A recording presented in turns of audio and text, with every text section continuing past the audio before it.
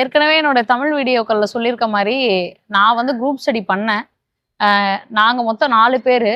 அதுல 2 பேர் வந்து முதல்நிலை தேர்வு முடிச்சு முதன்மை தேர்வுக்கு போனவங்க. அவங்களோட வழிகாட்டுதல்கள்ல தான் வந்திருக்கு. நான் தமிழ் மட்டும் குரூப் ஸ்டடி பண்ணி, நாங்க விவாதிச்சு அப்படிதான் படிச்சதா சொன்னேன்.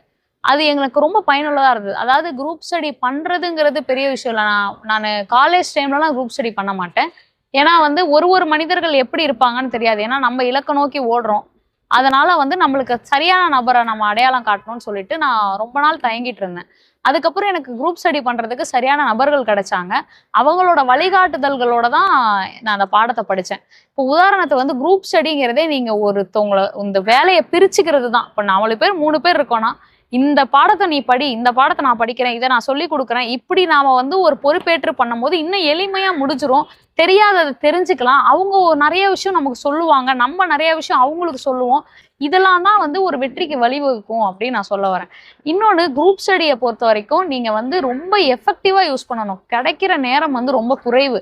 அதனால தேவையில்லாத பேச்சுக்களோ இல்ல வேற விவாதங்களோ இல்லாம இந்த படிப்புல மட்டும் நம்ம கவனம் செலுத்துற நபர்களோட இருந்தா நீங்க வெற்றி படிய வந்து எட்டலாம்.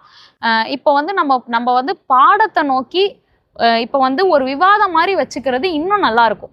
இப்போ வந்து உதாரணத்துக்கு வந்து இந்த செய்யுளை படிக்கிறோம். செய்யுளோட பொருள் நீங்க படிங்க, செய்யுளோட அர்த்தங்கள் நான் படிக்கிறேன் அப்படின்னு நூல்வெளி நீங்க சொல்லுங்க அப்படின்னு மாத்தி மாத்தி பிரிச்சு படிக்கிறது மூலமா ஈஸி ஆயிடும். நம்மளுக்கு தெரியாததை அவங்க சொல்லுவாங்க.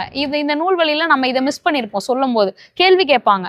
இன்னொரு மெத்தட் வந்து கேள்வி கேட்டு படிக்கிறது குரூப் ஸ்டடியில. அது நடக்கும். இந்த பாடம் முடிச்சோடனே இதுல இருந்து கேள்வி கேட்பாங்க. அப்ப எனக்கு தெரியல அப்படின்னா நான் அதுல இன்னும் ஸ்ட்ராங் பண்ணணும், மறுபடியும் போய் படிச்சுட்டு வான்னு சொல்லுவாங்க. இப்ப இதெல்லாம் தான் எனக்கு வந்து ஒரு வெற்றிக்கு கை கொடுத்துருக்குங்க.